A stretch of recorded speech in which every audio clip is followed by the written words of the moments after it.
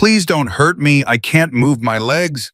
A 9-year-old girl screams at the tattooed stranger approaching her. She's lying face down in the dirt behind an abandoned gas station. Wheelchair overturned, legs motionless, fresh bruises covering her thin arms. She drags herself through the dust with bleeding fingers trying to escape.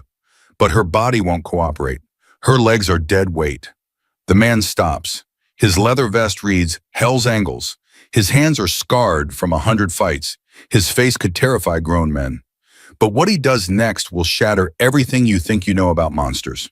Before we continue, tell us which city you are watching from and subscribe now because this story will change how you see the world. Cole Hartley hadn't slept in 3 days. Every time he closed his eyes, he saw Sophie's face. 8 years old, princess pajamas. The last video call before some junkie broke into his house while he was clearing buildings in Fallujah. His wife found her in the closet. He didn't make it home for the funeral. The Harley screamed down Highway 66 as the sun cracked the horizon. Cole needed noise, speed, anything to drown out the ghosts. He spotted the abandoned Texaco station and pulled off. Dead pumps, boarded windows, perfect place to sit with his demons without anyone watching. He killed the engine. That's when he heard crying. Cole moved around the back of the building. His boots crunched gravel. The crying stopped. Then he saw the wheelchair. Pink streamers on the handles. One wheel still spinning. And 15 feet away, a small body in the dirt. "Hey!" Cole ran. "Kid?" The girl's head snapped up. Brown eyes, huge, terrified. She screamed, "Please don't hurt me." Cole froze. "I can't move." She clawed at the ground, dragging herself with her arms. Her legs didn't move at all. "I can't move my legs, please." "Whoa, stop." Cole held up his hands. "I'm not gonna hurt you." "That's what he says too." She kept crawling, going nowhere. "That's what he always says before he hits me." Cole dropped to one knee, 5 feet away, far enough not to scare her worse. "Who hits you?" She pressed her face into the dirt and sobbed. Cole waited. The sun beat down. Somewhere a crow called out. The girl's shoulders shook. "My name's Cole," he said quietly. "I know I look bad, tattoos everywhere, mean face, but I've never hurt a kid in my life. Not once." She lifted her head slightly. Dirt caked her cheeks. "You're a biker." "Yeah. My uncle says bikers are criminals." "Some are." "Oh, no point lying. I've done things I regret, but not that. Never that." She studied him, calculating. Way too smart for her age. Way too used to measuring threats. "I can't walk," she finally said. "My legs are paralyzed. I can't run from you." That hit him like a punch. "What's your name?" Long pause. "Lily." "Lily, how'd you get here?" Her face crumpled. "My uncle brought me." "Brought you?" "He dumped me." The words tumbled out now. "I told my teacher he locks me in my room. I shouldn't have told. He got so mad. He drove me here when it was still dark and he..." She choked. "He threw my wheelchair out first, then he grabbed me and dropped me in the dirt and he said..." She couldn't finish. "What did he say, Lily?" "He said he was tired of dealing with a useless cripple." Cole's hands curled into fists. He forced them open. "How long you been out here?" "I don't know. Hours. I tried crawling, but my arms got tired." Hours. A paralyzed 9-year-old alone in the desert for hours. Cole pulled out his phone. "I'm calling an ambulance." "No." Lily's eyes went wild. "No hospitals. He'll find me. He always finds me." "Your uncle?" "He's not really my uncle. He's my mom's brother." Her voice dropped. "My mom's dead." "I'm sorry." "Don't be. She's the lucky one." Those words from a 9-year-old. Cole felt sick. "Lily, I need to get you to a doctor. You're dehydrated. Those bruises need looking at. But I promise you," he caught her eyes and held them, "I won't let him touch you again." "You can't promise that. You don't even know me." "Doesn't matter." Why? Cole thought about Sophie, about the closet, about 8 years of nightmares. "Because I had a daughter once," he said. "She was your age. Bad people hurt her when I wasn't there to stop them. I can't fix that, but maybe I can fix this." Lily stared at him for a long time. Then she reached out her hand. Cole took it. Small fingers wrapped around his scarred knuckles. Okay, she whispered, but you have to stay with me. Promise. I promise. He dialed 911. Jim. The ambulance took 18 minutes. Cole counted every one. He'd righted her wheelchair, given her his jacket, the one with the Hell's Angles patch. She'd pulled it around herself like armor. What does Hell's Angles mean? She asked. It's my club, my brothers. Like a family, Wilson. Yeah, like a family. The paramedics tried to separate them when loading her in. Lily grabbed Cole's wrist. You promised. Cole looked at the paramedic. I'm riding with her. Sir, that's against. I'm riding with her. The paramedic backed off. In the ambulance, Lily watched him like he might disappear. Do you have guns? She asked suddenly. Some of us. Could you shoot my uncle? She asked it like she was asking about the weather. Law doesn't work that way, Cole said carefully. Law doesn't work at all. Lily's voice turned bitter. I called police before. They talked to him. Then they left. Then he hit me so hard I couldn't hear right for 3 days. Cole filed that away. Things are going to be different now. Why? Why do you even care? Because someone has to. And I'd rather it be someone who knows what broken feels like. Ridgeback Community Hospital. 40 beds. Small staff. Everyone knew everyone. The charge nurse saw Cole's vest and stepped in front of Lily's stretcher. Sir, you need to wait in the lobby. No. Hospital policy. This girl was abandoned in the desert. Cole kept his voice low. She's covered in bruises that aren't from any fall. Someone's been beating her for months. You want to explain to your boss why you traumatized an abuse victim over policy? The nurse looked at Lily, really looked. Trauma Bay 2, she said quietly. I'll page the specialist. They wheeled Lily in. Cole stayed in the corner. Visible. Present. Nurses documented bruises. Started an IV. Their faces got grimmer with every mark they found. Then she walked in. Cole's stomach dropped. 2 years since he'd seen his sister. 2 years since Sophie's funeral when he'd pushed away everyone who tried to help. Grace stopped dead. Cole, hey Gracie. She looked at Lily, back at him. What the hell? Found her in the desert. Behind the old Texaco. Someone threw her away. Grace's professional mask snapped into place. She moved to Lily's side, voice shifting to gentle. Hi, sweetheart. I'm Grace. I'm going to take care of you. Lily looked at Cole. He nodded. Okay, she whispered. Grace examined her, photographed every bruise, asked careful questions. When she touched Lily's ribs and the girl gasped, Grace's eyes met Cole's. This wasn't an accident. This was systematic. I need a minute, Grace told Lily. My brother's staying right here. Your brother, Lily's eyes went wide. The scary biker. Grace managed a small smile. He's not as scary as he looks. I used to beat him at arm wrestling. Once, Cole muttered. I had the flu. Lily laughed, a real laugh, small and rusty like she'd forgotten how. Both adults felt something crack in their chests. Grace stepped out. Cole followed, staying in the doorway where Lily could see him. Those bruises go back months, Grace said quietly. Different stages of healing. Someone's been hurting her systematically. I know, her uncle. Mom's dead. He has custody. Had custody. Grace's jaw tightened. I'm calling CPS. Getting this documented. She said she already told a teacher. Teacher reported it. Nothing happened. Then someone screwed up. But Cole, she grabbed his arm. What are you doing? Why are you involved in this? I found her, Grace. She was crawling through the dirt because she can't walk and some monster dumped her like garbage.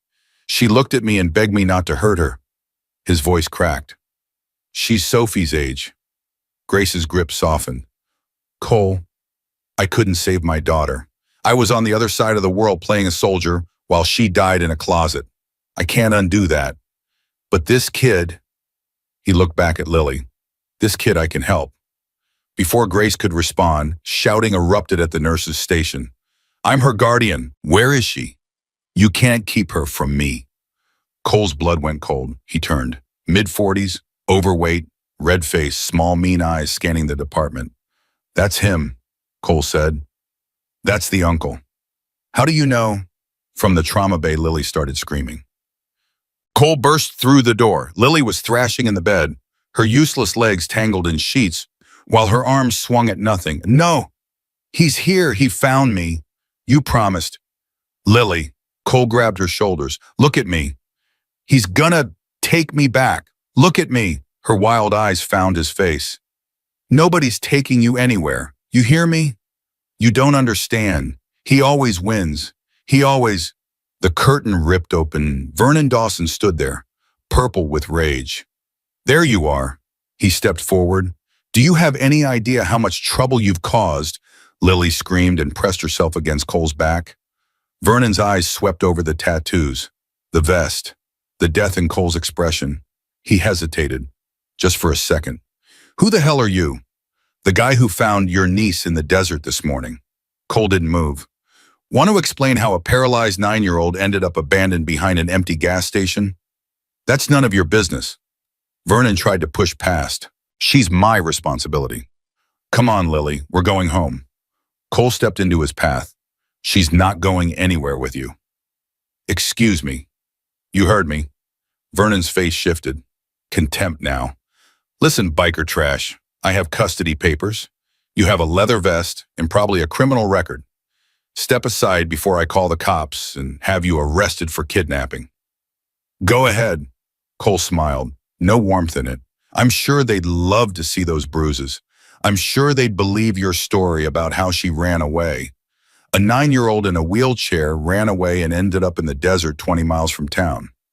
Vernon's eyes darted around, nurses watching, Grace recording on her phone, security approaching. This is ridiculous. He pointed at Lily. Tell them you fell. Tell them what happened. Silence. Then Lily's voice. Small, terrified, but steady. No. Vernon's face twisted. What? I said no.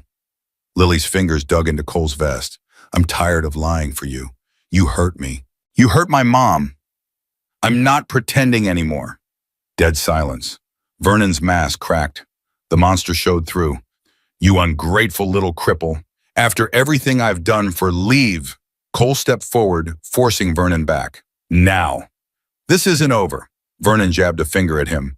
I have lawyers. I have friends on the city council. By tomorrow she'll be back home where she belongs.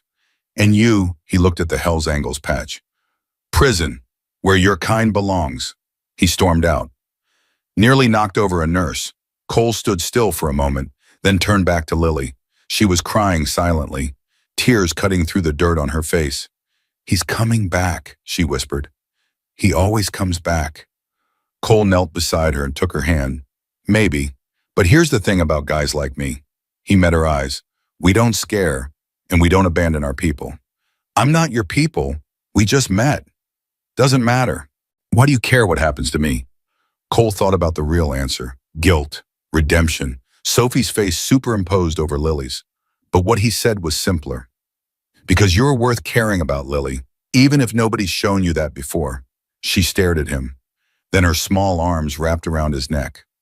Cole froze. He hadn't been hugged in years. Hadn't let anyone close enough. Slowly, carefully, he hugged her back. Don't leave me, she whispered into his shoulder. I won't. Promise. I promise. Grace found him in the hallway an hour later. He sat in a plastic chair, head in his hands. She dropped into the seat beside him. CPS is sending someone. Called in every favor I had. How long? Couple hours. And until then, security's watching for Vernon. I flagged Lily's file. Anyone asking about her gets sent to me. It's not enough. I know. Grace pulled out her phone. That's why I made another call. Diana Cross. Used to be a prosecutor. Now she defends people the system screws over. She's good, Cole. Really good. Vernon's not going to back down. Vernon's a bully. Bullies collapse when someone actually fights back. She paused. But that's not what worries me. What does you? She turned to face him. I saw how you looked at him. Dad had that same look before he did something stupid. I'm not going to kill him. I'm worried what happens if you do something that sends you back to prison. I'm worried what happens to Lily if you get taken away. I'm not going anywhere. Promise me, Cole.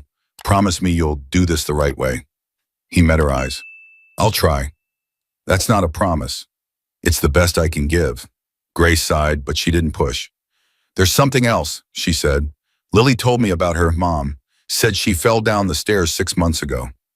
So, so it pulled the death certificate. Blunt force trauma to the head. Ruled accidental. Grace lowered her voice. But Lily said something that stuck with me. She said he hurt my mom. Not hurt my mom's feelings. Not hurt my mom when they argued. She said it the same way she says he hurts her. Cole went still. You think he killed her? I think we need to find out. That's a murder accusation, Grace. And those are abuse bruises on a 9-year-old who can't run away. How far are you willing to go? Cole looked toward Lily's room. Through the window, he could see her small form in the hospital bed, his jacket still wrapped around her. Far as it takes. Vernon Dawson sat in his truck outside the hospital. His hands shook as he dialed. We have a problem. His voice cracked. The girl talked. There's some biker protecting her. They're calling CPC Tom. The voice on the other end stayed calm. That's unfortunate, Vernon. I need help. You said if anything went wrong, Seth. I said if anything went wrong because of your stupidity, you're on your own, leaving her in the desert. Really, I panicked that she told that teacher, and you have 48 hours. Vernon's blood went cold. What? Fix this, get her back, make her recant. Convince CPS it was a misunderstanding. And if I can't, silence, then you become a liability. And you know what we do with liabilities. The line went dead. Vernon stared at the phone. He owed Marco Salinas $50,000. He'd borrowed it thinking Lily's disability checks and the insurance money would cover it. But the debts kept growing. The payments kept shrinking. And now he was drowning. He needed the girl. He needed her benefits. He needed the insurance money sitting in trust until she turned 18. Money he'd already started trying to access through lawyers who didn't ask questions. If Lily really talked, it wasn't just custody, he'd lose. It was everything, including his life. Vernon started the truck. He had 48 hours. Lawyers, connections, city council friends who owed him favors, and nothing left to lose. Cole stepped outside to make a call he'd been avoiding. Stone answered on the second ring. Ghost, been a while. Need church tonight, full chapter. Pause. What level? Red. Longer pause. Red meant danger. Red meant protection. Red meant the club mobilized for one of their own. The boys aren't gonna like getting called for a stranger. She's not a stranger. She's 9 years old, paralyzed, and some piece of garbage has been beating her for months. He dumped her in the desert like trash. I found her Stone, crying in the dirt, begging me not to hurt her. Stone went quiet. He had daughters, 3 of them. Clubhouse, 7 o'clock. Everyone. Thank you. Don't thank me yet, brother. If this goes sideways, it goes sideways for all of us. I know. You ready for that? Cole looked through the hospital window. Lily had fallen asleep. His jacket covered her like a shield. I've been ready for 8 years. Phone. Back in Lily's room, she stirred when Cole entered. You came back, she said softly. Told you I would. People say that a lot. They don't usually mean it. Cole pulled the chair closer to her bed. I mean it. She studied his face. Will you tell me about your daughter? His chest tightened. He never talked about Sophie. Never. But somehow, with Lily, it felt different. Her name was Sophie, he said quietly. She was 8. She had this laugh that could fill a whole room. She wanted to be a veterinarian because she loved animals more than people. He paused. She was smart like you, braver than me. What happened to her? I was a soldier, far away. Someone broke into our house while I was gone. She tried to hide in her closet. He couldn't finish. Lily reached out and took his hand. I'm sorry, she whispered. That's really sad. Yeah. Is that why you're helping me? Because I remind you of her? Maybe. Partly. Cole squeezed her hand gently. But mostly because you deserve someone in your corner. Everyone does. I never had anyone in my corner before. Not since my mom. You do now. Lily smiled, small, fragile, but real. Mr. Cole, yeah. My mom used to say angels would protect me. I stopped believing her. She squeezed his hand, but maybe she meant a different kind, of Angel. Cole thought about his vest. The Hell's Angels patch. The irony wasn't lost on him. Maybe she did, sweetheart. Maybe she did. Outside, the sun started its descent. 48 hours had begun ticking. Somewhere Vernon was making plans. Somewhere a lone shark was counting down. Somewhere a dead woman's secrets were waiting to surface. But inside the small hospital room, a broken man and a broken girl held hands. Two people who'd lost everything finding something worth fighting for. And for the first time in 8 years, Cole Hartley felt something he'd forgotten existed. Hope. The clubhouse smelled like motor oil and old leather. 37 men sat in silence as Cole finished talking. He'd told them everything. The girl in the dirt, the bruises, the uncle who'd thrown her away like garbage, the hospital confrontation. Stone sat at the head of the table, his weathered face unreadable. At 58, Marcus Stone Reeves had led the Hell's Angels through war's prison sentences and enough bloodshed to fill a cemetery. Nothing surprised him anymore. Almost nothing. Let me get this straight. Stone leaned forward. You want the club to go to war over a kid you met 6 hours ago. I want the club to protect someone who can't protect herself. That's not what we do, Ghost. We protect our own, our families, our blood. She doesn't have blood. Cole's voice hardened. Her mother's dead. Her uncle's been beating her for months. The system already failed her once. What do you want me to do? Walk away. Wouldn't be the worst idea. A murmur rippled through the room. Cole felt the heat rising in his chest. You've got daughters, Stone. 3 of them. What if it was one of yours lying in that dirt? Stone's jaw tightened. Watch yourself. What if it was Maya or Jesse?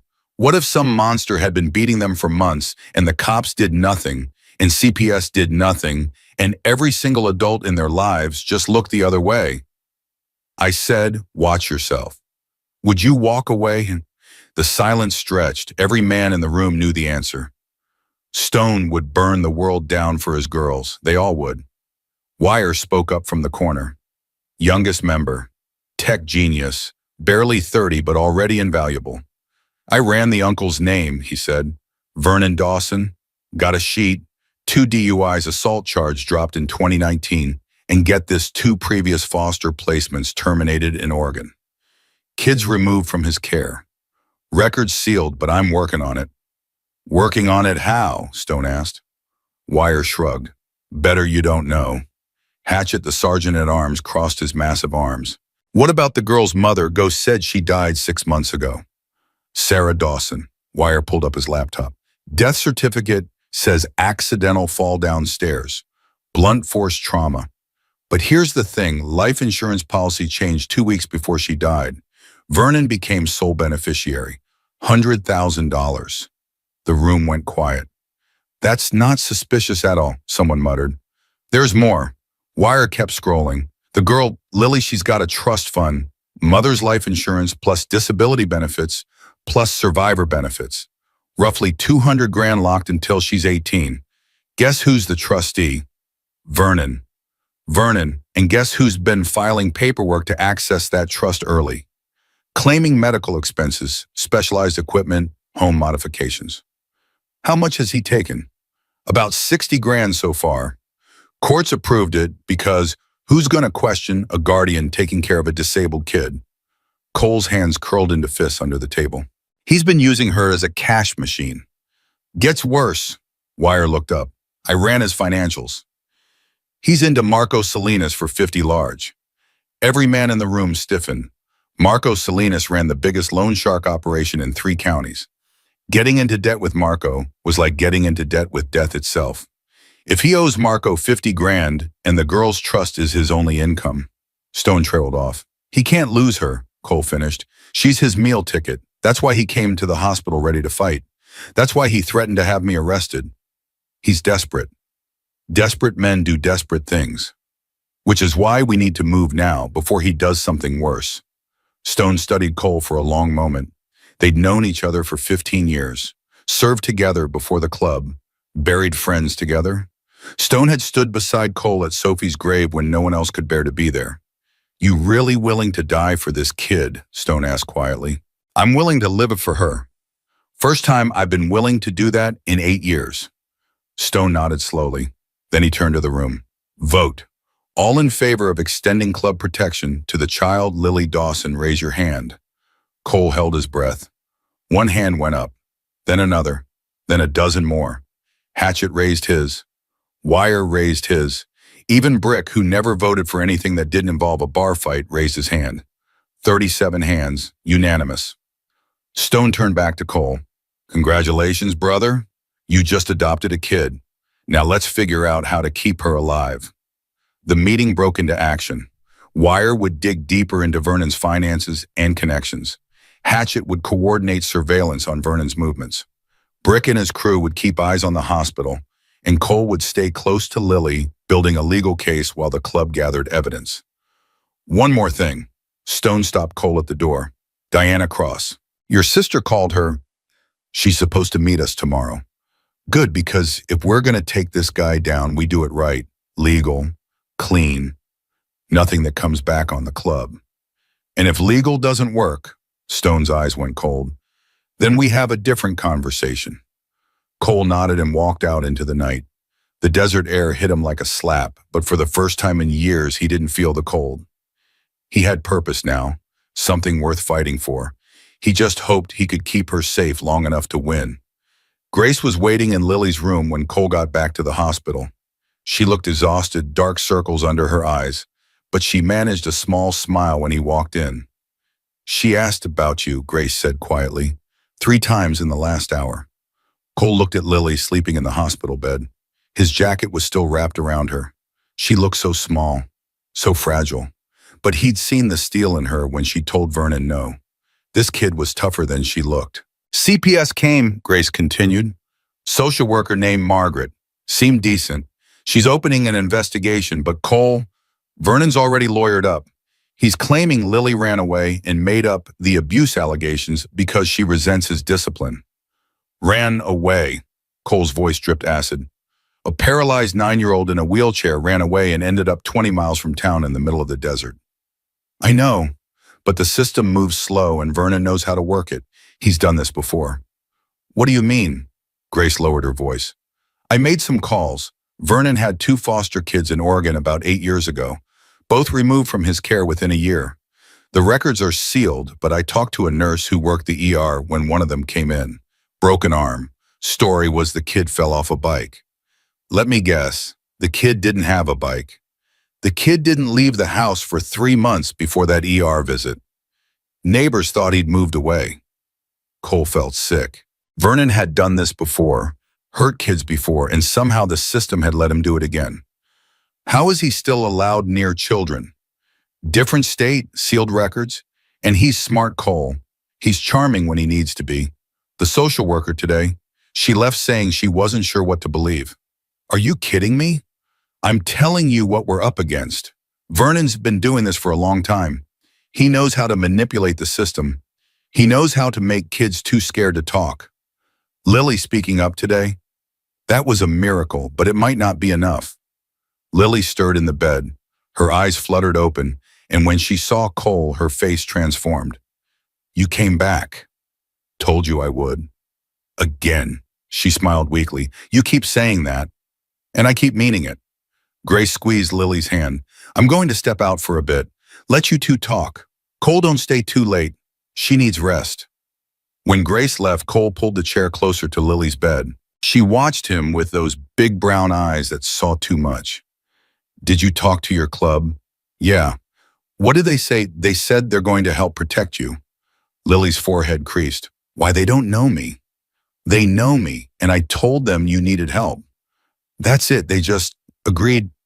That's how family works, Lily. When one person says, this matters to me, the others step up. She was quiet for a moment, processing this. I don't understand family like that. My mom and me, we were just us. We didn't have anyone else. And then she died, and I got sent to Vernon, and she trailed off. And what? And I learned that family isn't always good. Sometimes family hurts you. Sometimes family locks you in your room because you're too much trouble. Sometimes family, her voice broke. Sometimes family pushes your mom down the stairs. Cole went very still. What did you say? Lily's eyes filled with tears. I saw it. I was in my wheelchair at the top of the hallway. They didn't know I was there. They were fighting about money. Mom said she was going to take me and leave, and Vernon got so mad. He grabbed her and she tried to pull away, and then a sob escaped.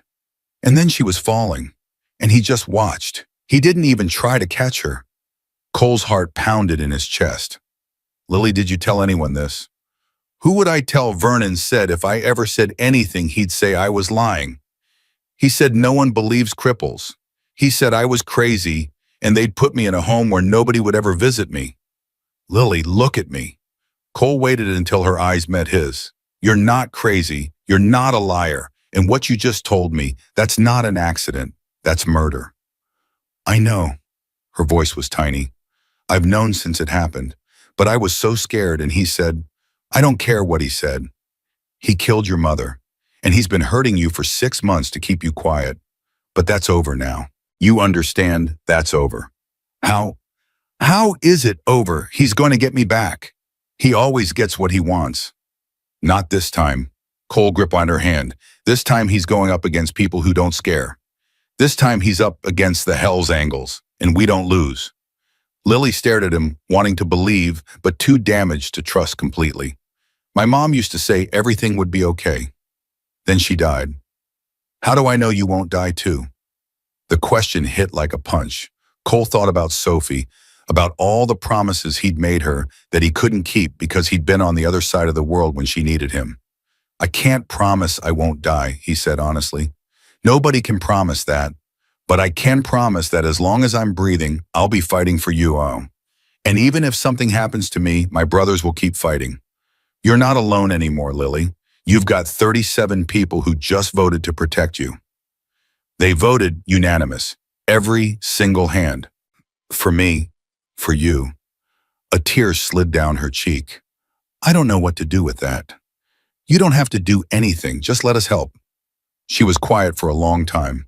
Then so softly he almost missed it. Okay. Cole stayed until she fell asleep.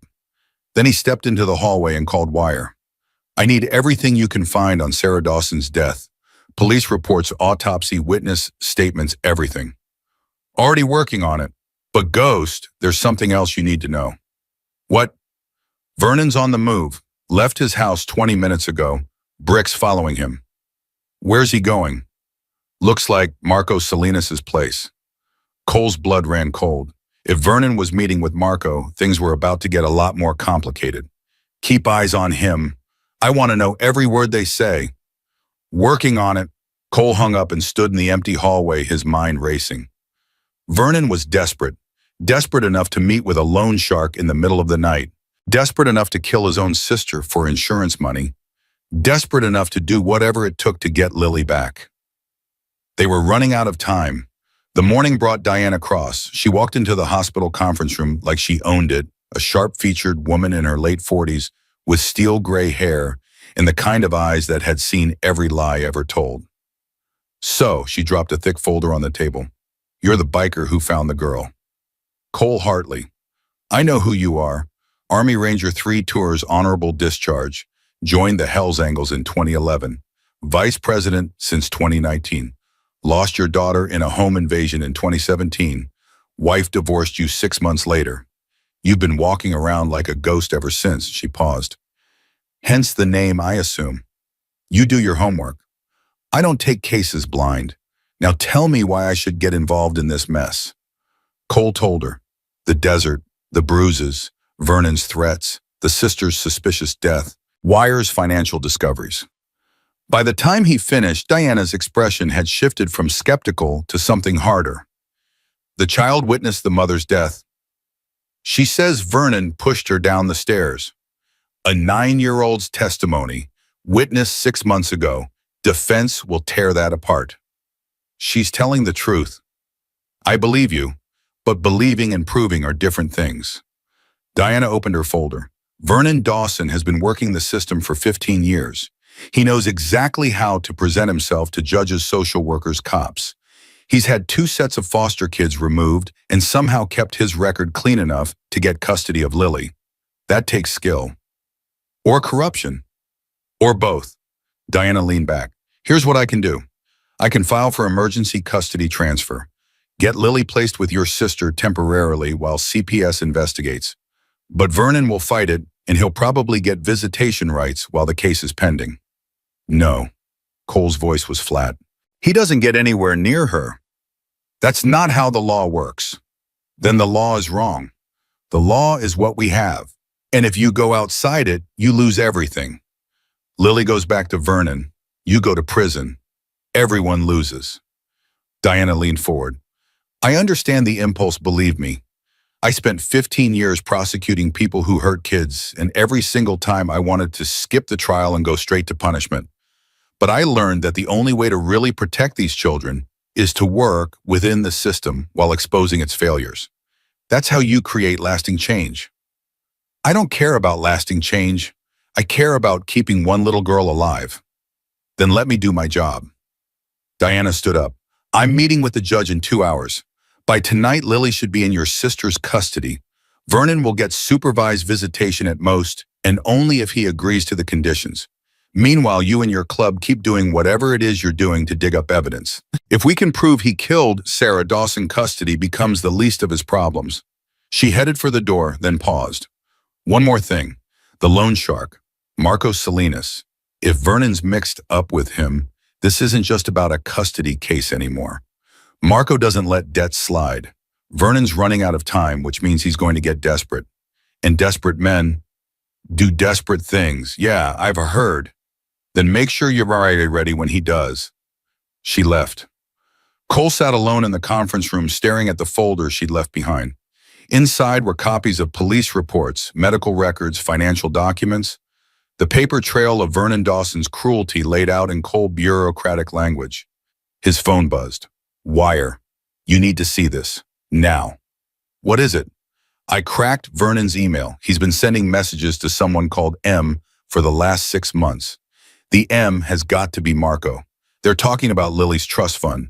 Vernon's been promising to deliver the full amount, all 200 grand as payment for his debt. But here's the thing. What?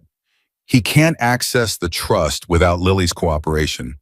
The bank requires her signature for any withdrawal over $10,000. She's been signing papers, Cole.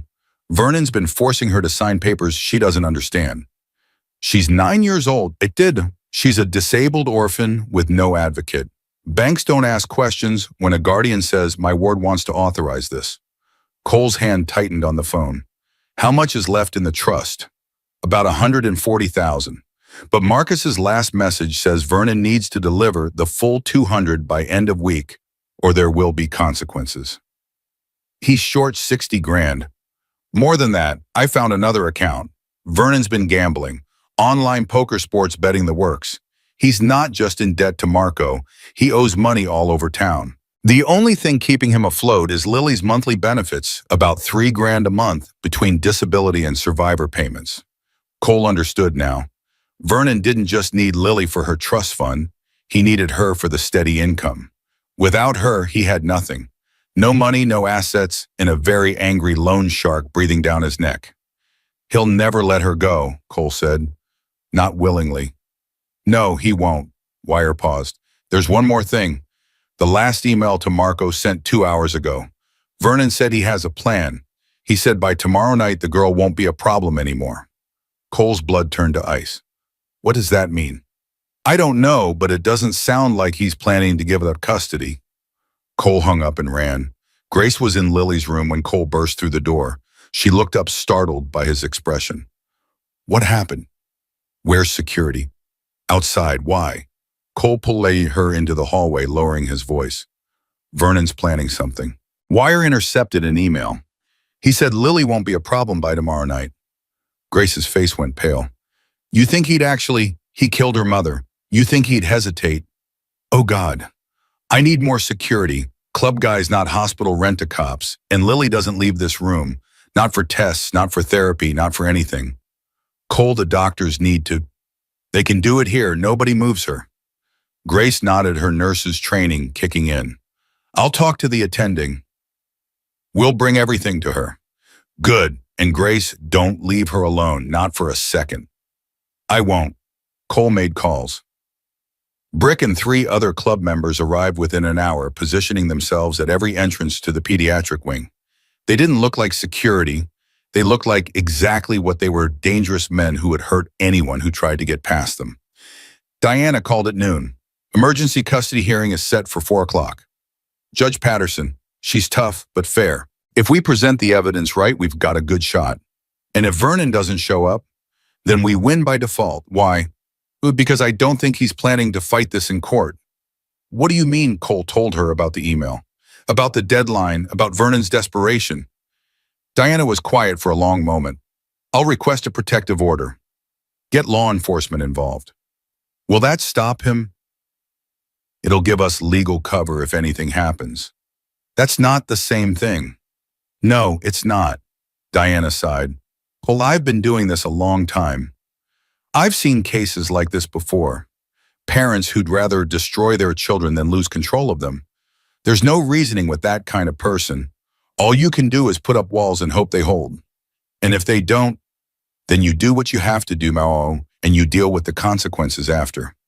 It wasn't permission, but it wasn't a warning either. Cole understood. At 3:30, Wire called again. Vernon's on the move. He just left Marco's place. He's got 3 guys with him. They're not Marco's regular crew. These guys look different. Different how? Professional, clean-cut, suits, lawyers. Maybe, or something else. They just stopped at a storage unit. Vernon went in alone, came out with a duffel bag. What's in the bag? Couldn't tell, but Cole, they're heading toward the hospital. Cole's heart stopped. How far out? 20 minutes, maybe less. Get everyone here, everyone. He hung up and turned to Grace. We need to move her now. Cole, the hearing. Vernon's coming. He's got people with him, and they're not lawyers. We have 20 minutes. Grace didn't argue. She started unhooking monitors, working with the speed of someone who'd handled emergencies before. Lily woke up confused and frightened. What's happening? Cole lifted her from the bed jacket and all. We're taking a trip. Why? Because your uncle's coming, and I'm not letting him anywhere near you. Lily's arms wrapped around his neck. I'm scared. I know, but I've got you. Brick met them into the hallway. Back entrance is clear. Van's waiting. They moved fast, Cole carrying Lily while Grace grabbed the essential medications. The hospital staff stared, but nobody tried to stop them. The Hell's Angels had that effect on people. They were 10 feet from the exit when Cole's phone buzzes. Wire's voice was urgent. They just pulled into the parking lot. 6 minutes. We're almost out. Cole, there is something else. I finally cracked those sealed records from Oregon. Vernon's foster kids. You need to know what happened to them. Not now. Yes, now. One of them is dead, Cole. 8-year-old boy. Died in Vernon's care? Ruled accidental. He fell down the stairs. Cole stopped cold. Same story he used for Sarah. Exact same story. Same method. This guy's been killing kids and getting away with it for over a decade. Lily looked up at Cole's face, seeing something there that frightened her more than Vernon ever had. Mr. Cole. He looked down at her.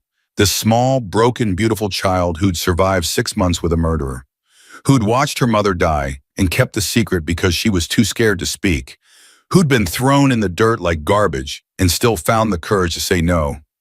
Vernon Dawson had killed before. He would kill again, unless someone stopped him. Cole pushed through the exit door into the afternoon sun. The van was waiting, engine running, hatchet behind the wheel. Go, Cole said, handing Lily to Grace. Take her to the clubhouse. Full lockdown. What about you? I'll be right behind you. Cole, go. The van peeled out. Cole watched it disappear around the corner, then turned back toward the hospital. Vernon's SUV was just pulling into the lot. Cole stood in the middle of the entrance road, feet planted, arms at his sides, waiting. The SUV stopped 20 feet away. Vernon got out, followed by 3 men in suits. They looked like lawyers, but moved like soldiers. Private security, probably. Hired muscle with clean records. Vernon's face twisted when he saw Cole. Get out of my way. No, Sham. She's my ward. I have legal custody. You have no right. You're right. I don't have legal rights. Cole's voice was calm, almost pleasant. But here's the thing, Vernon. I know about Oregon. I know about the little boy who fell down the stairs. I know about Sarah.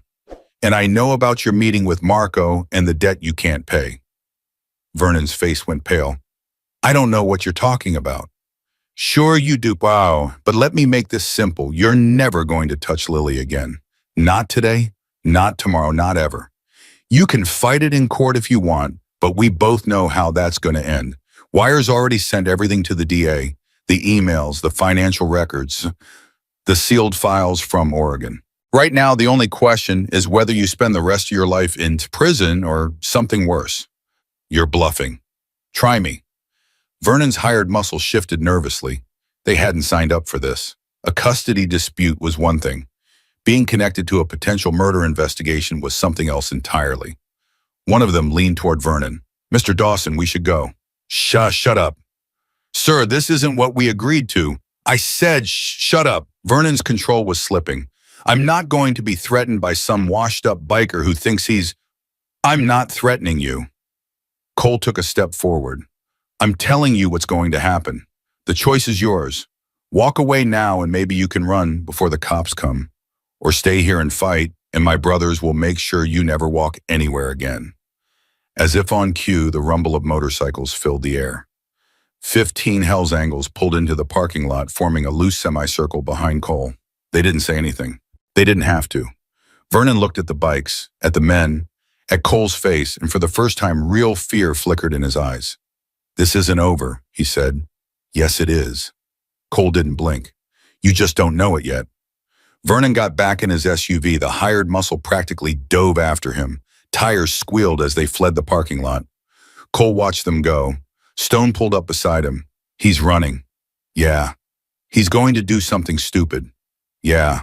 What do you want to do? Cole looked toward the road where the van had disappeared, where Lily was heading toward safety, where his sister was protecting the child he had sworn to save. Follow him. Don't engage. Just watch. And when he makes his move, we'll be ready. Stone nodded and rode off. The other bikes followed. Cole stood alone in the parking lot, the afternoon sun beating down on his leather vest. His phone buzzed.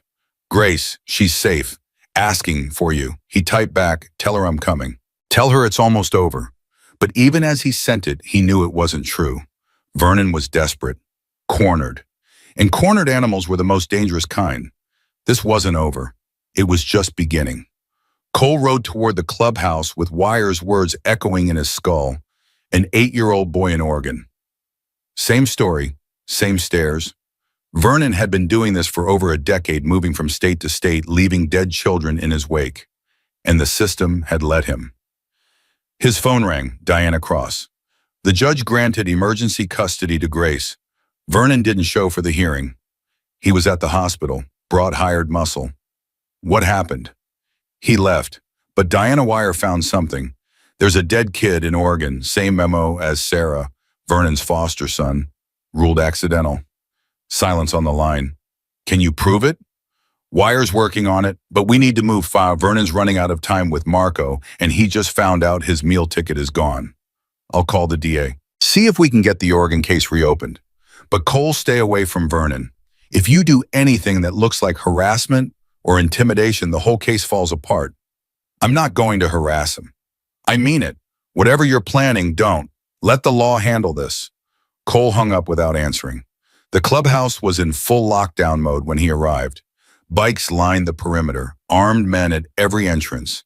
Inside, Lily sat in the corner of the main room, wrapped in a blanket with Grace beside her. She looked up when Cole walked in. You came back. Always. Is he gone? For now. Cole knelt in front of her. You're safe here, Lily. Nobody gets past these walls. He'll find a way.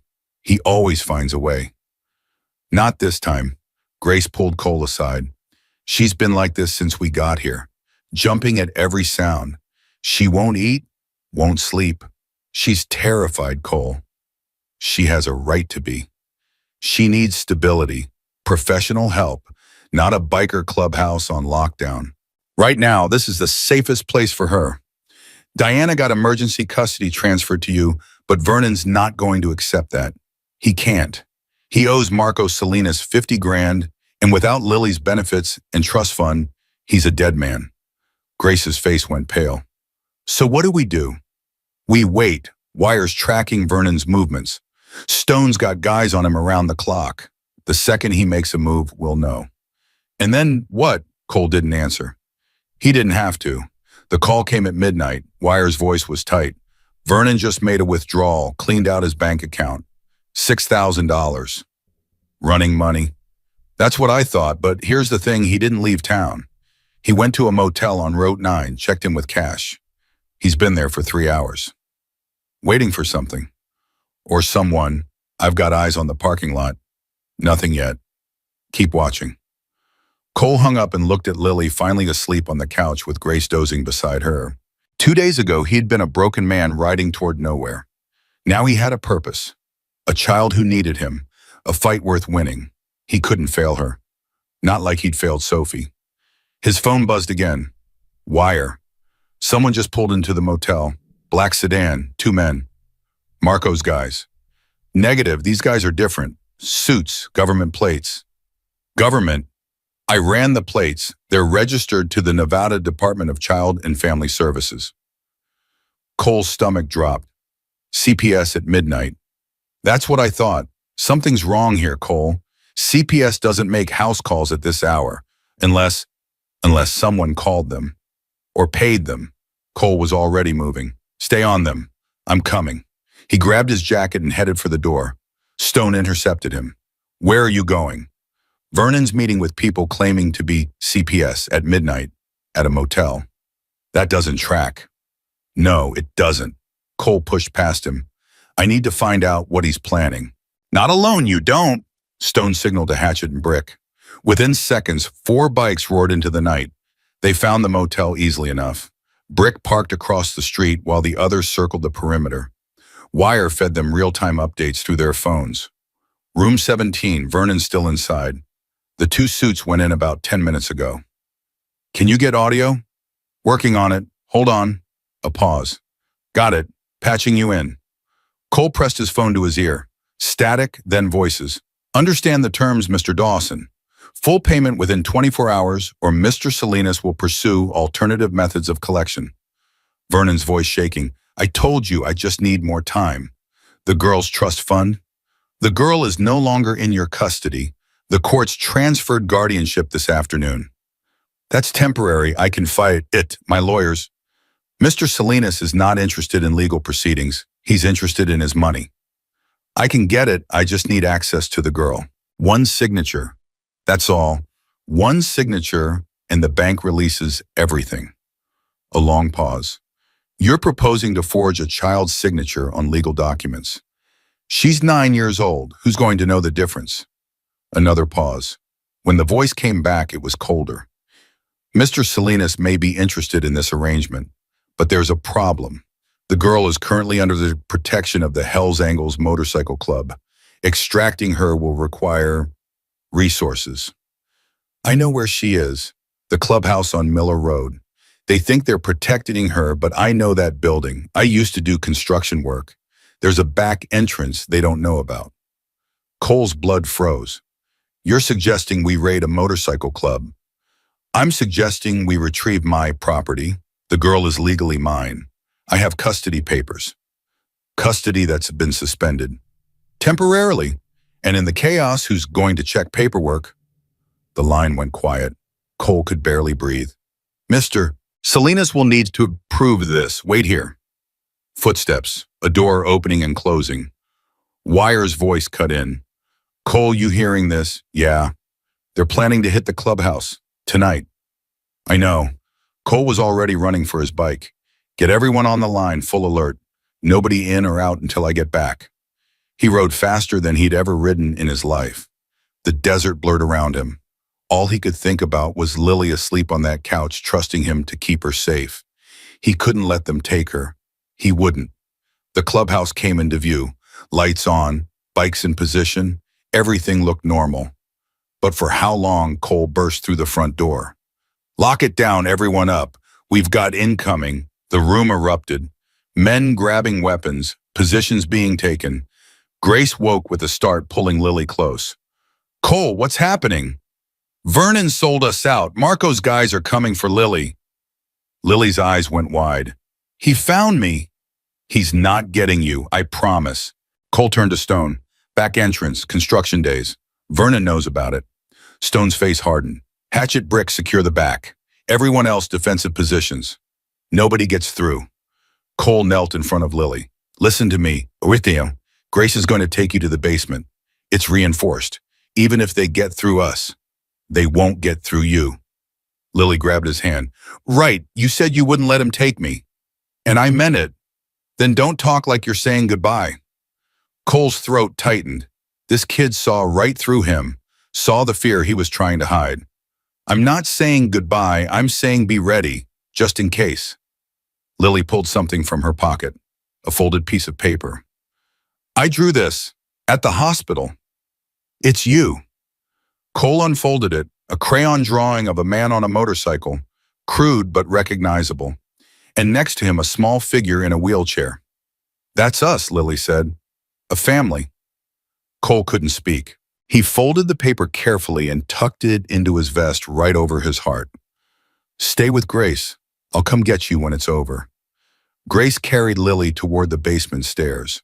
At the door, Lily looked back. Mr. Cole. Yeah.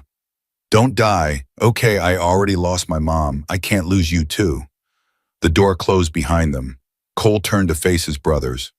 30 men, armed, ready. The same men who'd voted unanimously to protect a child they'd never met. This is it, Stone said quietly. Whatever happens next, we're in it together. Together, Cole agreed. They waited. Wire's voice crackled through the speaker. Multiple vehicles approaching. 3 SUVs, maybe 15 men. Marco sent an army, Hatchet muttered. We've faced worse, Stone replied. Hold positions. Nobody fires unless they fire first. The rumble of engines grew louder. Headlights swept across the windows. Doors slammed. Footsteps on gravel. Then a voice amplified by a megaphone. This is the Ridgeback County Sheriff's Department. We have a warrant for the arrest of Cole Hartley. Come out with your hands up. Cole's heart stopped. Sheriff Brick looked confused. That's not Marco's guys. Wire's voice. They must have called the cops, reported the confrontation at the hospital as assault, set us up. It's a distraction, Cole realized. While the cops are dealing with us. The back entrance, Stone finished, and they were already moving, but it was too late. The basement door burst open. Grace screamed, the sound of the struggle, and then silence. Cole ran down the stairs, through the reinforced door, into the basement where he'd promised Lily would be safe. Empty. The back entrance stood open. Cold desert air poured through, and on the floor Grace lay unconscious, blood trickling from a gash on her forehead. Cole dropped to his knees beside her. Grace, Grace, wake up. Her eyes fluttered. Cole, they took her. 3 men. I tried to stop them, but... Which way? North. There was a van, white, no plates. Cole was on his feet before she finished. Stone grabbed his arm. The cops are still outside. You go out there, you get arrested. Then I get arrested. And who saves Lily if you're in a cell? Who saves her if I'm not? Cole ripped free. Call Wire. Track that van. I don't care what it takes. He burst out the back entrance and into the desert. Behind him, shouting. Sirens. The chaos he'd left behind. But none of it mattered. All that mattered was the white van disappearing into the darkness. And the little girl inside. Cole ran until his lungs burned. The van was long gone, but he kept moving, following the tire tracks in the dirt. Wire's voice crackled in his earpiece. Got them on satellite. They're heading toward the state line. 2 hours at current speed. Can you slow them down? Working on it. Highway patrol's been notified, but they don't know it's a kidnapping yet. Just a traffic advisory. Tell them. Tell everyone. That van has a 9-year-old girl who's been abducted by her abuser. I need proof, Cole. Something I can show the authorities. Her testimony isn't enough. She's not there to give it. Cole stopped running. His legs gave out. He dropped to his knees in the dirt, the same dirt where he'd found Lily just 2 days ago. 2 days. That's all it had been. 2 days to find something worth living for. 2 days to fail her. Just like Sophie. His phone rang. Unknown number. Enjoying the view, Mr. Hartley, Vernon's voice. Smug, triumphant. I'm going to find you. No, you're not. By the time anyone figures out where we are, we'll be 3 states away. New identities, new life. Just me and my little cash cow. She's not property, you sick bastard. She's exactly property. She's been property since her mother died. A signature machine, a disability check, a trust fund with legs. Well, not legs exactly. Vernon laughed at his own joke. But you know what I mean. I will find you, and when I do, you'll what kill me, go ahead, threaten me, it's all you've got. But here's the thing about threats, Mr. Hartley. They only work if you're in a position to carry them out. And right now, you're standing in the desert while I'm driving away with everything I need. The cops are looking for you. The cops are looking for a white van that doesn't exist anymore. We switched vehicles 10 miles back. You really think I didn't plan for this? Cole's stomach dropped. Say goodbye to Lily, Mr. Hartley. You won't be seeing her again. Wait, but Vernon had already hung up. Cole stood in the darkness, the phone dead in his hand. His heart pounded, his mind raced. Every instinct told him to keep running to chase the ghost of a van that was already gone. But that's what Vernon wanted. That's what he was counting on. Chaos, emotion, blind pursuit. Cole forced himself to think. Vernon had switched vehicles. The white van was a decoy, but he'd made a mistake. He'd called to gloat, and that call had come from a phone. Cole dialed wire. The call, can you trace it? Already on it. Give me 30 seconds. Cole waited, the longest 30 seconds of his life. Got him. Cell tower ping puts him on Highway 50 heading east, about 40 miles from here. He said he switched vehicle. Yeah, but he's still using the same phone. Idiot probably thought a burner would be untraceable. But every phone pings towers. Every tower keeps records. I've got a 2-mile radius. Can you narrow it down? I can do better. There's a gas station at mile marker 89. Only one on that stretch. If he stopped for fuel, there'll be cameras. How fast can you get those cameras? Already hacking. Stand by. Cole started walking back toward the clubhouse. His legs ached, his lungs burned. But with every step, hope grew. Vernon had made a mistake. He'd underestimated what technology could do, what desperation could do, what a broken man with nothing left to lose could do. Got it. Wire's voice was sharp with excitement. Black sedan, Nevada plates, registered to a rental company in Vegas, picked up yesterday under a false name, but the credit card traces back to, wait for it, Marco Salinas. Marco's financing Vernon's escape. Looks like it. Probably figured it's cheaper to get Vernon out of state than to kill him. Dead men can't pay debts, but runners can be found later. Where's the sedan now? Heading toward a private airstrip about 60 miles east.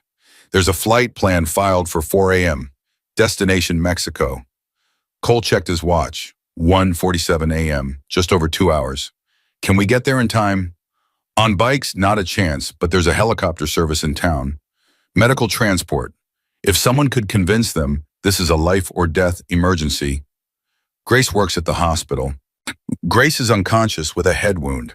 Then I'll convince them myself. Cole broke into a run. The helicopter pilot was a Vietnam vet named Henry, who'd spent 30 years flying medevac before retiring to the desert. Cole found him at the hospital helipad doing post-flight checks. I need your bird. Henry looked up, saw the vest, the desperation, the blood on Cole's hands from tending to Grace. Do I know you? No, but there's a 9-year-old girl being taken to an airstrip right now. If she gets on that plane, she disappears forever. Her abuser killed her mother. He's killed kids before, and I'm the only one who can stop him. Henry stared at him for a long moment. You a cop? No. You got authority to make this request? No. So you're asking me to risk my license, my helicopter, and possibly my freedom to help you chase down a kidnapper based on nothing but your word? Yes. Henry laughed, not a mocking laugh, something else. My granddaughter's 9 years old, he said quietly. If someone took her, he shook his head. Get in. We're burning moonlight. The helicopter lifted off into the darkness. Wire fed coordinates through Cole's earpiece. Below them, the desert stretched endlessly, but somewhere down there, a black sedan was carrying Lily toward oblivion. 20 miles out, Wire reported. They're slowing down, probably approaching the airstrip. How many men? A satellite shows 3 vehicles at the strip, maybe 10 people total, plus Vernon and whoever's in the sedan. Any weapons? Assume yes. Cole looked at Henry. You know what you're flying into. I've been shot at by better than loan sharks, son. Just tell me where to land. As close to the main hangar as you can. I need the element of surprise. You need more than that. Henry reached under his seat and pulled out a .45 automatic. Take this, and try not to get killed. The paperwork on a dead passenger is a nightmare. The airstrip appeared below them, a single runway, 2 hangars, 3 SUVs parked near a small jet, figures moving in the darkness. And there, stepping out of a black sedan, was Vernon Dawson. He had Lily in his arms. She wasn't moving. Put me down, Cole said. Now. Henry dropped the helicopter so fast Cole's stomach lurched. They touched ground about 100 yards from the hangar. Cole was out before the skids settled, running flat out toward the cluster of vehicles. Someone spotted him, shouted. Guns came up. Cole didn't stop. A bullet whizzed past his head. Another kicked up dirt at his feet. He kept running. Vernon saw him coming, his face contorted with rage and fear. Stop him! Somebody stop him! But Vernon's hired guns hesitated. They'd signed up to transport a kid, not to kill a charging biker who looked like death itself. Cole hit the first man with a shoulder tackle that sent them both sprawling. He came up swinging, driving an elbow into a second man's throat. A third raised a gun, but Cole was already moving, grabbing the barrel and twisting until bones cracked. And then he was face to face with Vernon. The man held Lily in front of him like a shield. Her eyes were closed, her body limp. What did you do to her? Just a little sedative. She'll wake up in a few hours, or she won't. Depends on you. Put her down. I don't think so. Vernon backed toward the jet. You come any closer and I drop her. You know what happens to a paralyzed kid who falls? Wrong spinal injuries. Brain damage. Maybe worse. Cole forced himself to stop. His hand tightened on the pistol. You are not getting on that plane. Who's going to stop me? You? You're one man. I've got 10. You've got 10 men who just watched me take out 3 of their friends in 30 seconds. You think they're feeling loyal right now? Vernon's eyes darted to his remaining security. They were backing away. Nobody wanted to die for a child abuser's escape plan. This doesn't have to end badly. Cole said, his voice dropping to something almost gentle. Put her down. Walk away. Maybe you make it to Mexico on your own. Maybe Marco doesn't find you. But if you hurt that girl, there's nowhere on earth you can hide. You're bluffing. I've got nothing left to lose. My daughter's dead. My marriage is gone. My life ended 8 years ago in a closet I couldn't get to in time. The only thing keeping me breathing is that child in your arms. So no, Vernon, I'm not bluffing. Vernon's grip on Lily loosened slightly. She stirred, moaning softly. Mr. Cole. Her voice was drugged, confused. Mr. Cole, is that you doing? I'm here, sweetheart. I'm right here. I knew you'd come. Her eyes fluttered open. I knew you'd find me. Vernon saw Cole's attention shift. Just for a second, he took his chance. He threw Lily, not at Cole, toward the ground, hard. Cole dove, his body twisted in midair. He caught her just before she hit the concrete, rolling to absorb the impact, shielding her with everything he had. Pain exploded through his shoulder. Something cracked. But Lily was safe. Lily was in his arms. When he looked up, Vernon was running toward the jet. Cole couldn't chase him, couldn't move without dropping Lily. All he could do was watch. And then the helicopter came back. Henry brought the bird down directly in Vernon's path, the rotor wash sending him sprawling. The old pilot leaned out, .45 in hand. Going somewhere. Vernon scrambled to his feet, looking for another escape route. But the SUVs were surrounded now. Wire had called in every available unit. Police cruisers were screaming down the access road, lights blazing. It was over. Cole held Lily close, feeling her heart beat against his chest. She was alive. She was safe. I told you, she whispered. I told you, I knew you'd come. I'll always come, no matter what. I'll always find you. Around them, the chaos of arrest. Vernon screaming about his rights. Cops shouting orders. The whir of the helicopter blades finally going silent. But for Cole and Lily, there was only each other. A broken man and a broken girl hold together. And the first light of dawn breaking over the desert. The ambulance ride felt like a dream. Cole sat beside Lily, his dislocated shoulder throbbing, watching the paramedics check her vitals. The sedative was wearing off. Her eyes kept fluttering open, finding his face, then closing again with a small smile. She was alive. She was safe. Everything else could wait.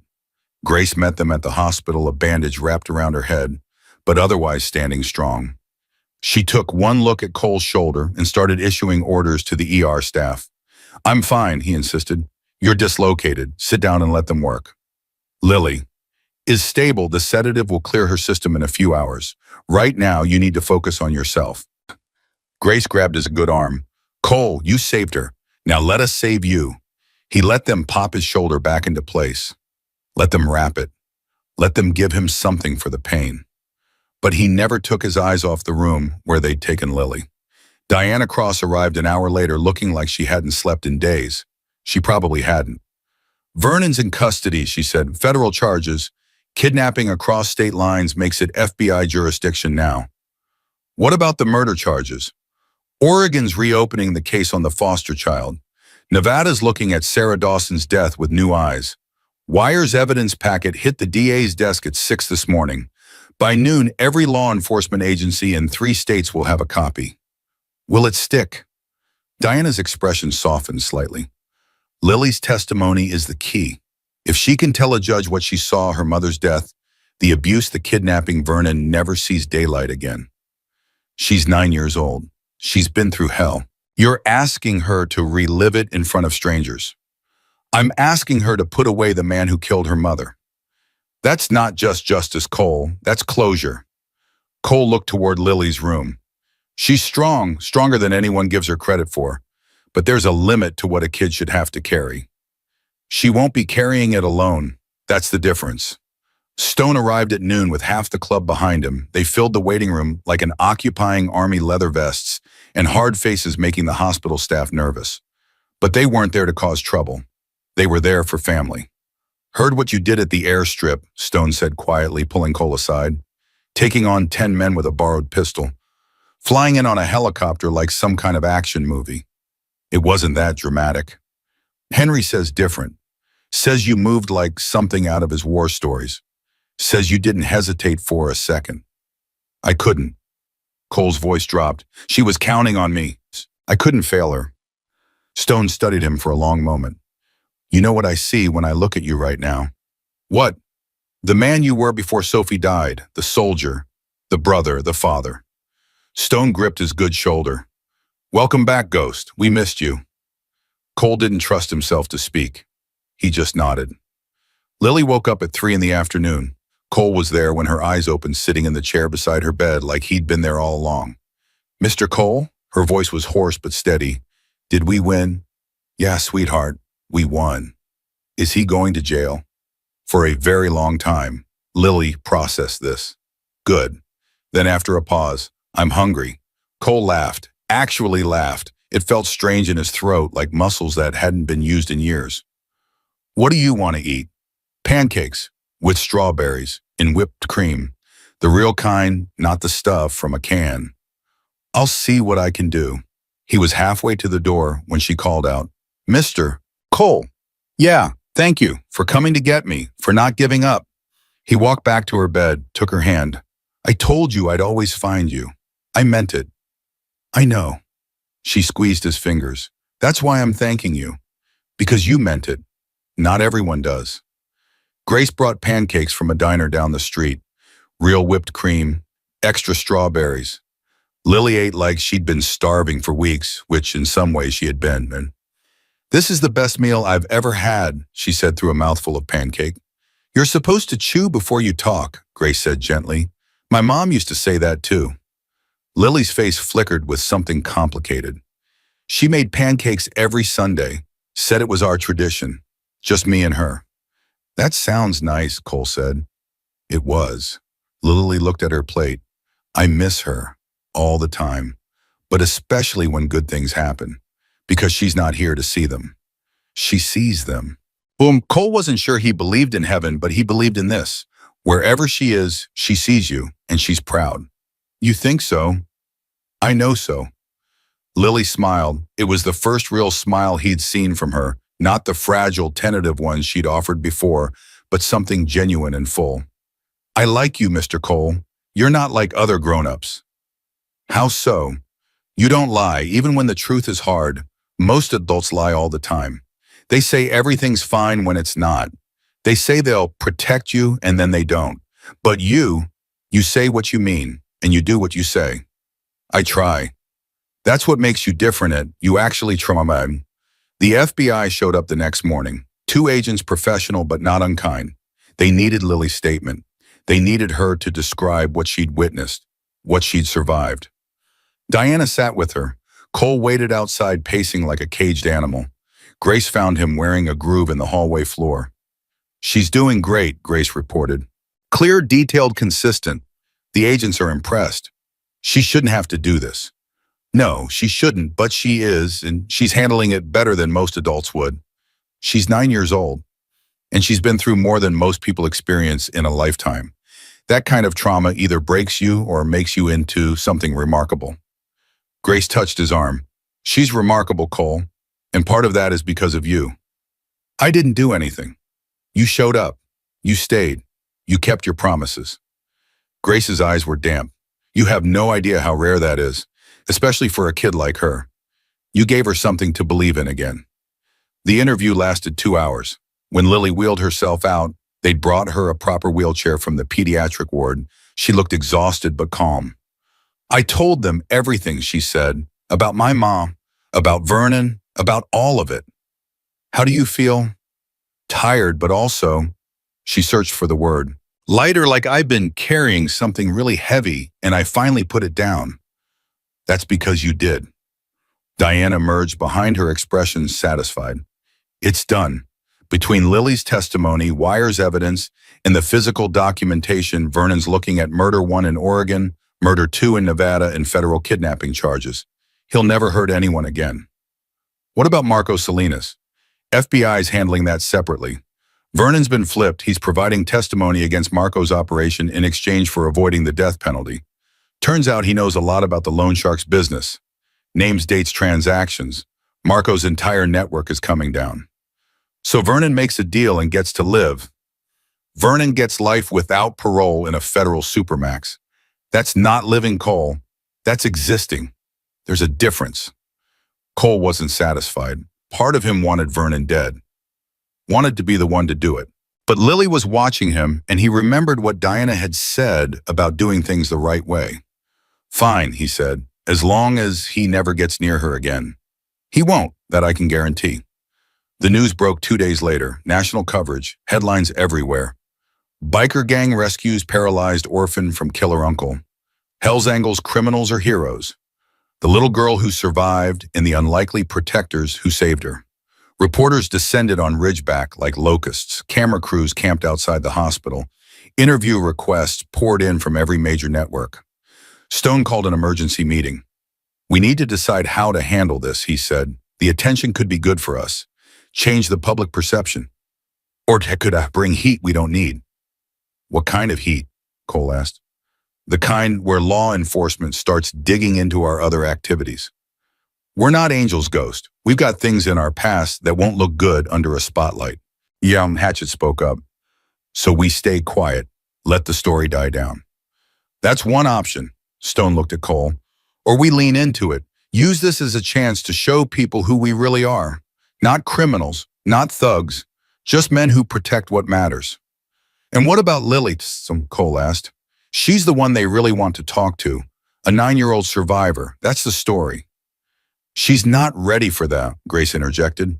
The trauma she's been through putting her in front of cameras would be cruel. Agreed. Cole turned to Stone. We handle the press. We keep Lily out of it. Anyone who tries to get to her goes through us. And by goes through us, you mean whatever it takes. Stone nodded slowly. All right, we do one interview, controlled environment. We tell our side of the story. After that, we go dark. Let the legal system do its job. The interview aired on a Friday evening. 30 million viewers watched Cole sit across from a network anchor and explain in simple terms what had happened. You found her in the desert, the anchor said. A complete stranger. Why did you stop? Cole thought about the question. He could give the easy answer, anyone would have done the same. But that wasn't true. He knew it wasn't true. Because I've lost too much already, he said. My daughter died 8 years ago. I wasn't on there to protect her. When I saw Lily lying in that dirt, I saw a chance to do something I couldn't do before. To be there. To not walk away. And the Hells Angels, your club, rallied around a child none of you knew. Why bayemo? Because that's what family does. Not blood family, chosen family. When one of us says this matters, the others step up. Lily mattered, so we stepped up. Critics say this doesn't change what motorcycle clubs represent. The violence, the criminal activity. Critics can say whatever they want, but there's a 9-year-old girl who's alive today because we didn't care about our reputation. We cared about her. Maybe that's not enough to change how people see us. Maybe it is. Either way, we know the truth. And so does Lily. The anchor leaned forward. What happens now for you and for her? Now we give her what she should have had all along, a home, a family, people who keep their promises. Cole looked directly into the camera. And we hope that somewhere out there are other kids like her. Kids who are scared and hurting and think no one's coming to save them. We want them to know someone's coming. Someone always comes. The interview sparked something unexpected. Donations poured into a fund someone set up for Lily's care. Thousands of letters arrived at the clubhouse, messages of support, stories from survivors, gratitude from strangers. But more than that, it sparked conversations about abuse, about the foster system, about how society fails its most vulnerable children over and over again. Diana used the momentum to push for policy changes, new requirements for foster parent background checks, better coordination between states on abuse histories, mandatory follow-up after CPS complaints. It's not enough, she admitted to Cole one evening. It's never enough, but it's a start. Lily started that. Lily and you, what happened here is going to save lives, Cole. Kids will never meet in states we'll never visit. They'll be safer because of what you did. I just stopped when I saw a kid in trouble. Sometimes that's all it takes. One person who stops. One person who says, not on my watch. You'd be amazed how rare that is. Vernon's trial was fast by legal standards. 3 months from arrest to sentencing. The evidence was overwhelming. Wire's digital records. Lily's testimony, physical evidence from Sarah Dawson's death statements, from the Oregon foster children now willing to speak. Cole attended every day, front row, watching Vernon try to explain away murder after murder. The defense strategy was predictable. Mental health issues, troubled childhood, pressure from loan sharks. Vernon was a victim, too, they claimed. Just another broken man caught in impossible circumstances. The jury didn't buy it. Guilty on all counts. Murder in the first degree for Marcus Thompson, the Oregon foster child. Murder in the second degree for Sarah Dawson. Kidnapping, child abuse, fraud. When the verdict was read, Vernon collapsed. He'd been counting on an acquittal, counting on his ability to charm and manipulate. For the first time in his life, it hadn't worked. The sentence came 2 weeks later. Life without parole. No possibility of early release. Cole watched them lead Vernon away in chains. Their eyes met for just a moment. Vernon's were empty, defeated. The monster was just a man now, a broken, pathetic man who would spend the rest of his days in a concrete box.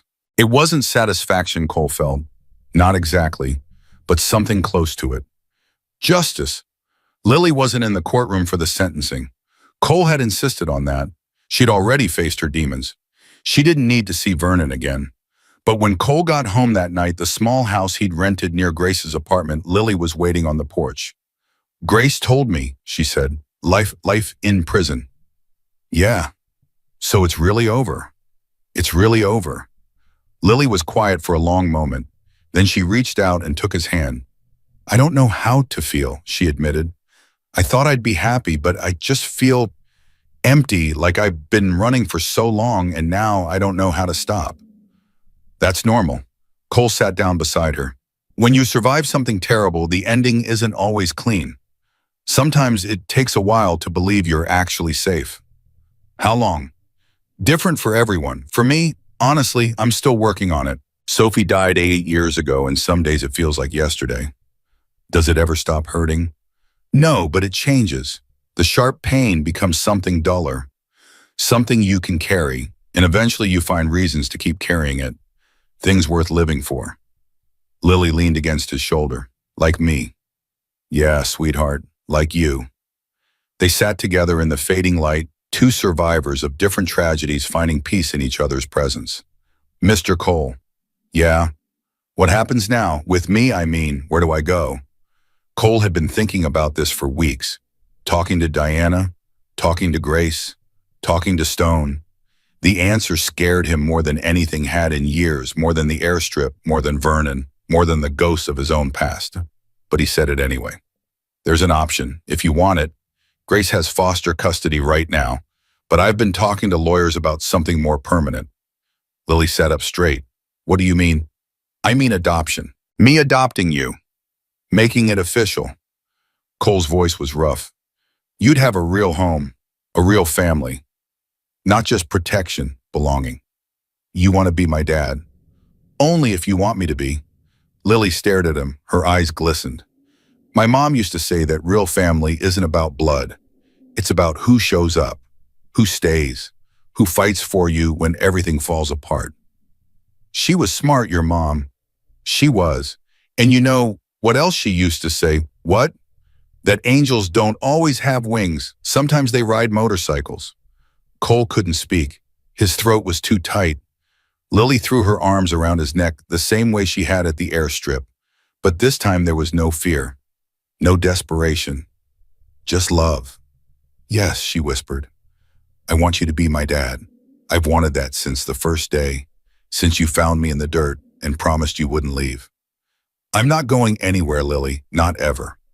I know. She pulled back to look at his face. That's why I trust you. Because you never break your promises. The adoption paperwork began the next week. Diana handled the legal work. Grace served as co-guardian during the process. The club provided character witnesses, 37 men in leather, testifying that Cole Hartley was the best father a child could ask for. The system that had failed Lily so completely finally got something right. 6 weeks later, they stood before Judge Margaret Patterson, the same judge who'd granted emergency custody, the same judge who'd issued the protective order. She'd followed the case from the beginning, and Cole could see something like pride in her eyes. Mr. Hartley, she said, the court has reviewed your petition for adoption. We've examined your background, your circumstances, and your demonstrated commitment to this child's welfare. Cole held his breath. It's not often I see a case like this. A man with your history stepping up for a child with no biological connection. The law is designed for conventional families. But sometimes love doesn't follow conventional paths. She looked at Lily, who sat beside Cole in her wheelchair, clutching his hand. Lily, do you understand what's happening today? Yes, Your Honor. Mr. Cole wants to adopt me, make me his daughter for real. And is that what you want more than anything? Can you tell me why? Lily thought about it. Because he found me when I was lost. He stayed when everyone else left.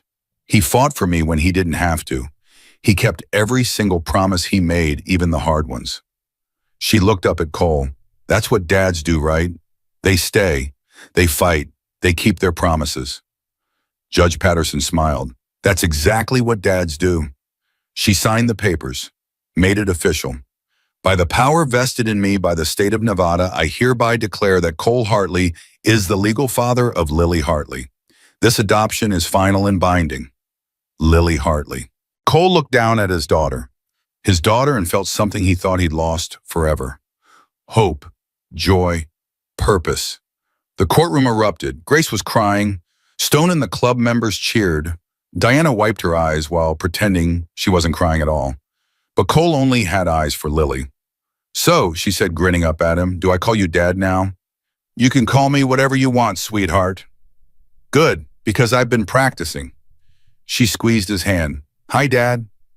2 words. That's all it took to heal 8 years of wounds. Hi, baby girl. Outside the courthouse, the sun was shining. The Hells Angels had lined up their bikes in a guard of honor. As Cole wheeled Lily down the steps, every man raised his hand in salute. "What are they doing?" Lily asked. "Welcoming you to the family, the whole family." "All of them, every single one." Lily looked at the row of bikers, rough men with hard faces and gentle eyes, criminals and heroes in equal measure. "This is weird," she said. "Yeah, but also kind of amazing." "Yeah," Cole smiled. "That's pretty much our whole thing." Stone 7 feet forward and knelt in front of Lily's wheelchair. "Welcome to the Hells Angels, little one. From now on, you're under our protection. Anyone messes with you, they mess with all of us. Even when I'm grown up. Especially when you're grown up. Family doesn't expire." Lily looked at Cole. "Did you know about this? I might have mentioned something." "You're full of surprises, Dad." That word, Dad. He didn't think he'd ever get tired of hearing it. They rode home together, Cole on his Harley, Lily in the sidecar they'd had custom built just for her, Grace following in her car. The whole club escorted them, 37 bikes, creating a thundering procession through the streets of Ridgeback. People stopped to stare.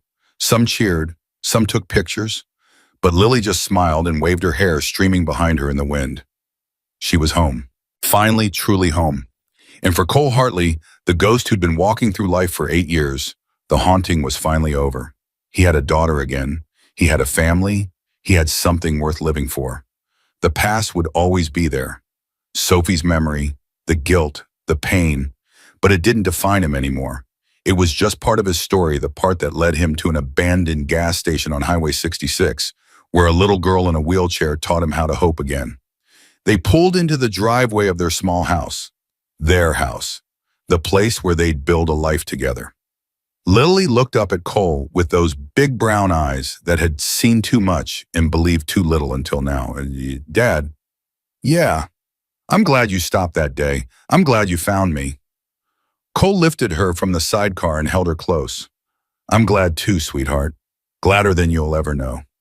Behind them, the sun was setting. Around them, family waited.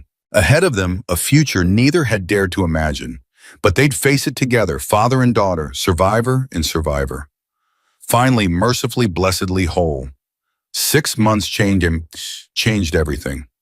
Cole stood at the kitchen counter flipping pancakes, while Lily wheeled herself around the table setting plates with the precision of someone who'd turned routine into ritual. Every Sunday morning, pancakes with strawberries and real whipped cream. Their tradition now. "Dad, you're burning that one." "I am not. There's smoke." Cole looked down. She was right. He scraped the blackened pancake into the trash. "We don't speak of this. I'm telling Aunt Grace." "Traitor," Lily grinned. 6 months ago, that smile would have been impossible. 6 months ago, she'd been a terrified child lying in the desert begging a stranger not to hurt her. Now she was this laughing, teasing, being a kid for the first time in years. The doctors said her progress was remarkable. The therapist said she was resilient beyond measure. Cole said she was a miracle. Grace arrived at 9 carrying grocery bags and wearing an expression Cole had learned to recognize. "What happened?" he asked. "Nothing happened. You've got your something happened face." "I don't have a face." "You have several. This is the nervous one. The one you wore when you asked Mom if you could borrow her car and had already crashed it." Grace set down the bags with more force than necessary. "Fine. Stone asked me to dinner." Lily's head snapped up. "Mr. Stone, the president of the club." "The same. Are you going to say yes?" "I don't know. It's complicated."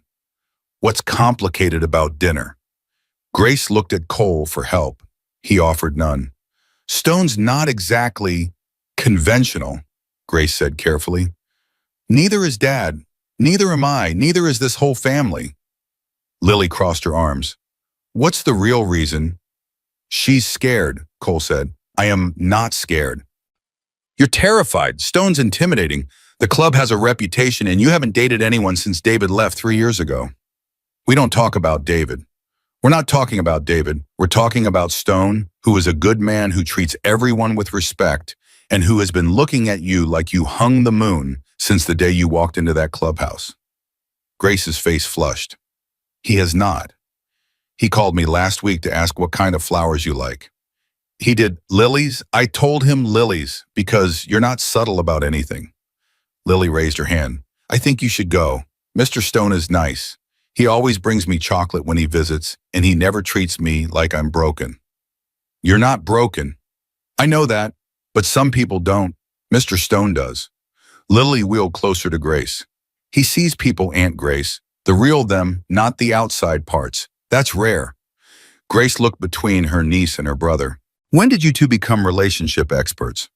Trauma gives you wisdom, Lily said matter-of-factly. Also, I watch a lot of romantic comedies. Cole nearly choked on his coffee. Grace texted Stone that afternoon. Yes to dinner. Friday night. The response came in seconds. 3 words, I'll pick up 7. He doesn't use a lot of words, Grace observed. He's a man of action, Cole replied. You'll see. The week passed in the rhythm they'd established. Mornings were for homeschool. Lily had fallen too far behind to return to regular classes, but she was catching up fast. Afternoons were for physical therapy and whatever adventures Lily demanded. Evenings were for family dinners, homework, and the quiet comfort of being together. Thursday night, Cole found Lily in her room, staring at a photograph. What's that? She held it up. Sarah Dawson smiled from the frame, arms wrapped around a younger Lily who could still walk. I found it in my old stuff. Grace brought the boxes from storage. Cole sat on the edge of her bed. You okay? Yeah, sometimes I forget what she looked like. Her real face, not the scared one at the end. This helps. She was beautiful. You look like her. People used to say that. Lily traced her mother's face with one finger. Dad, do you think she'd be happy about us, about you adopting me? I think she'd be grateful and relieved and probably a little confused about the whole biker thing. Lily laughed softly. She'd get over it. She always said the outside of a person doesn't matter, just the inside. Smart woman. The smartest. Lily set the photo on her nightstand. Can we visit her? Her grave, I mean. I haven't been since the funeral. Of course, whenever you're ready. What about your daughter Sophie? Can we visit her too? Cole's chest tightened. He hadn't been to Sophie's grave in years. Couldn't bear it. The headstone with her name. The dates that marked such a short life. The flowers his ex-wife probably left, accusations in every petal. I don't know if I'm ready for that. That's okay, Lily reaching for his hand, but maybe someday I'd like to meet her. Sort of. Meet her. She's my sister now, right? Kind of. You're her descendant, you're my dad, so that makes us connected. Lily squeezed his fingers. I think she'd want to know I'm taking care of you. Cole couldn't speak. 8 years of grief packed into a box he'd never opened, suddenly demanding attention. Maybe someday, he managed. No rush, I just wanted you to know I'm here. For the hard stuff too, not just pancakes and motorcycle rides. When did you get so wise? Trauma gives you wisdom, she repeated. Then with a small smile, also what I've been talking to my therapist about you. About me. She says you carry too much alone. She says part of healing is letting other people help carry the weight. Lily tilted her head. I don't want to be a weight, Dad. I want to be a helper. Cole pulled her into a hug. You're not a weight. You've never been a weight. You're the reason I'm still standing. Same, she whispered. Same. Friday night, Stone arrived at exactly 7. He'd traded his leather vest for a button-down shirt, though his tattoos still peeked from under the collar. He held a bouquet of lilies. Grace Hartley, he said when she opened the door, you look beautiful. You clean up well yourself. Had to make an effort. It's not every day the most stubborn nurse in Nevada agrees to dinner. I'm not stubborn. You argued with me for 20 minutes about the best way to bandage a knife wound. I was right. You were definitely right. That's not the point. Lily wheeled into the hallway. You two are already bickering. That's a good sign. Stone knelt to her level. Hey, little one, keeping an eye on things. Always, you better have her home by 11. Yes, ma'am. And no funny business. Lily, Grace's face went crimson. What? That's what they say in movies. Stone laughed, a genuine warm sound that seemed to surprise even him. I'll be a perfect gentleman. Scout's honor. Were you actually a scout? For about 3 months. Then I got kicked out for fighting. That tracks. Cole watched from the kitchen doorway, feeling something unfamiliar. Contentment. His sister nervous, but glowing. His club president softer than anyone would believe. His daughter playing matchmaker with zero subtlety. This was family, messy and unconventional and absolutely perfect. Grace returned at 10:47, 13 minutes before curfew. Cole was waiting on the porch. I don't need a chaperone. I'm not chaperoning. I'm enjoying the evening air. In March, when it's 40 degrees. I run hot. Grace sat beside him. It was nice, really nice. He's not what I expected. Better or worse? Different. He asked questions, real questions, about my work, my life, what I want. And he actually listened to the answers. Stone's good at that. Always has been. He told me about his daughters, how scared he was when his wife left, how he had no idea how to raise 3 girls on his own. He doesn't talk about that much. He said I reminded him of her, his wife, the same fire, he said, the same stubborn streak. High praise from Stone. Grace leaned against Cole's shoulder. He asked me to go riding with him. Next weekend, said he'd teach me. You going to say yes? Probably. Is that crazy? Little bit. Cole smiled, but crazy's kind of our thing now. The weekend passed, then another week. Life settled into something approaching normal, or whatever passed for normal in the Hartley household. Lily joined a wheelchair basketball team, practiced 3 times a week. Cole never missed a game. Grace and Stone became official. The club took bets on when he'd propose. Lily started a pool. Wire set up a college fund for Lily, seeded with money recovered from Marco Salinas' operation. Nobody asked questions, and Cole started sleeping through the night. Not every night, but more than before. The nightmares were fading. Sophie's face was still there, but softer now. Less accusation, more memory. One Thursday, Lily came home from therapy with a request. Dr. Morrison says I should do something called a closure ritual. What's that? It's where you do something symbolic to mark the end of one chapter in the beginning of another. Like a ceremony, sort of.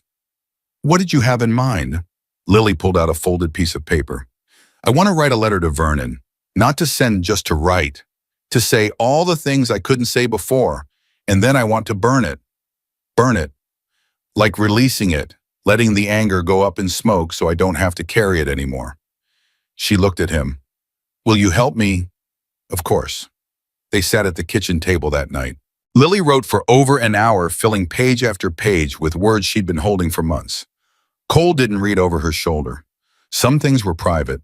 When she finished, her eyes were red, but her face was calm. Ready. Ready. They went to the backyard. Cole built a small fire in the portable pit Hatchet had given them as a housewarming gift. The flames caught quickly, dancing against the darkness. Lily held the papers over the fire. Her hands trembled. You don't have to do this if you're not ready, Cole said. I'm ready. I'm just scared it won't work. Scared I'll still be angry. You might be, that's okay. Anger doesn't disappear in one night. But this is a start, a declaration. You're telling the universe that you're done letting him control how you feel. Lily nodded. She closed her eyes, took a deep breath, and dropped the papers into the flames. They caught instantly, curling, blackening, disappearing into ash and smoke. Goodbye, Vernon, she whispered. You don't get to hurt me anymore. Cole put his arm around her shoulders. They watched until the fire burned down to embers. How do you feel? Lighter. She smiled. Like before when I testified, but more like something inside me finally unclenched. That's the beginning. Of what? Of being free. The anniversary approached quietly. 1 year since Cole had pulled off Highway 66 and found a little girl in the dirt. Diana suggested a celebration. Grace wanted a party. The club offered to throw a barbecue. Lily wanted something else.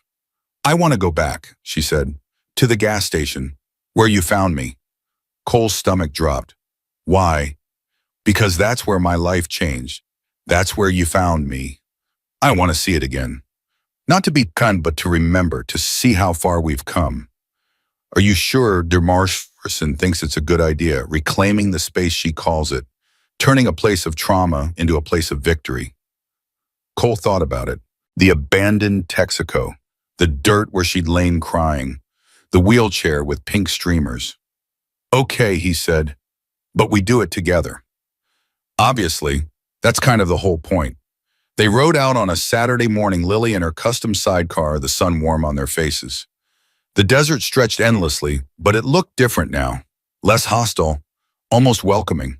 The gas station came into view.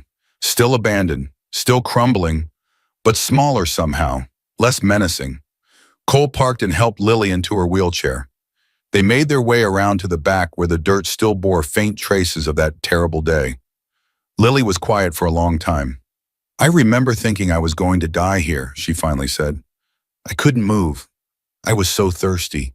And every sound made me think Vernon was coming back to finish the two. I'm sorry you went through that." "Don't be. If I hadn't gone through it, I wouldn't have found you." She looked up at him. Weird, right? The worst moment of my life led to the best part of my life. That's not weird. That's how healing works. The broken places become the strongest. Like bones. Exactly like bones. Lily reached into her bag and pulled out a small plant, a sapling wrapped in damp newspaper. "What's that?" "A lilac bush. For my mom. Lilacs were her favorite." She held it up. "I want to plant it here, right where I was lying, so something beautiful grows where something ugly happened." Cole's throat tightened. That's perfect, Lily. "Help me." They dug together, Cole doing the heavy work while Lily directed. The desert soil was hard, but not impossible. When the hole was deep enough, Lily lowered the sapling in with gentle hands. "I'm sorry I couldn't save you, Mom," she said softly. "But I'm okay now. I'm more than okay. I have a dad who loves me. I have a family. I'm going to be all right." She patted the soil around the base of the plant. "Grow tall, okay? So everyone who passes can see you, so they know that beautiful things can come from broken places." Cole poured water from the bottle he'd brought abroad. The soil darkened, drinking it in. When they finished, Lily sat back in her wheelchair and looked at what they'd done. "Thank you, Dad." "For what?" "For letting me do this, for understanding why I needed to." "You don't have to thank me for that." "Yes, I do, because not everyone would get it. Not everyone would bring their kid back to the place where they found them almost dead. But you knew. You knew I needed to reclaim this." "How could I not know I've been carrying my own broken place for 8 years? Lily went still. "Sophie?"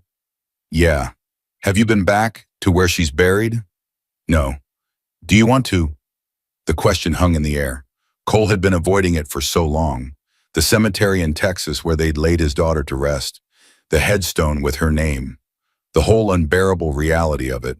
"I don't know," he admitted. "Would it help if I came with you?" Cole looked at his daughter, his fierce, wise, resilient daughter. "Yeah," he said quietly. "I think it would." They flew to Texas the following week. Grace offered to come, but Cole said no. This was between him and Lily, between the daughter he'd lost and the daughter he'd found. The cemetery was smaller than he remembered. Or maybe he was just bigger, stronger, less broken.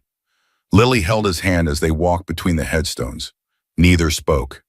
And then, there she was. Sophie Marie Hartley, beloved daughter bigger than the whole sky. Cole's knees buckled.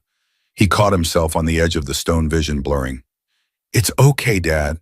Lily's voice was steady. "I'm here." 8 years of grief poured out. 8 years of guilt. 8 years of running from a headstone because looking at it meant admitting she was really gone. Cole knelt in the grass and sobbed like a child. Lily stayed beside him, silent, present, holding his hand through the storm. When the tears finally stopped, Cole looked at the stone through clearer eyes. "Hey, baby girl," he whispered. "Sorry it took me so long. I was lost for a while, but I found my way back, and I brought someone I want you to meet." He looked at Lily. She wheeled closer. "Hi, Sophie. I'm Lily. I'm your sister, sort of. I know that's weird, but your dad says family is about choice, not just blood. So I'm choosing you. I hope that's okay." She paused like she was waiting for an answer only she could hear. "Your dad talks about you sometimes. Not a lot because it hurts, but when he does, I can tell how much he loved you. Still loves you. He keeps your picture in his wallet." Did you know that? Cole hadn't known she'd seen that. "Anyway, I just wanted to say thank you, because I think maybe you sent him to find me, like you knew I needed a dad and he needed a daughter. So you arranged it somehow." Lily smiled. That's what I believe anyway. Dr. Morrison says beliefs don't have to be logical to be true. She reached into her bag and pulled out a small teddy bear, the same one Cole had given her in the hospital months ago. This is for you. I don't really need it anymore. I've got the real thing now. She placed the bear against the headstone. Take care of your dad from up there, okay? I'll take care of him down here. We're a team. Cole couldn't speak, couldn't move, could only watch as his two daughters, one in heaven, one beside him, formed a connection that transcended everything he understood. I love you, Sophie, he finally managed. I'll always love you. And I'm sorry I wasn't there. But I'm here now. I'm finally here. They stayed for an hour, sometimes talking, sometimes silent. When they left, Cole felt something shift inside him. Not healed, that would take more time, but lighter, like Lily had said. Like a weight he'd been carrying for 8 years had finally been shared. On the plane home, Lily fell asleep against his shoulder. Cole watched her peaceful face and felt something he'd stopped believing was possible. Gratitude. For a wrong turn on an empty highway. For an abandoned gas station. For a little girl's voice crying, "Please don't hurt me," to a stranger who looked like a monster, but turned out to be her salvation, and hers his. The celebration happened on a Saturday.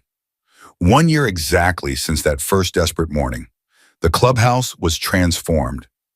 Not fancy, that wasn't their style, but warm. Festive. The entire Hell's Angles chapter plus Diana plus the hospital staff who'd helped save Lily, plus what seemed like half of Ridgeback. Stone gave a speech, short as always. We're not heroes.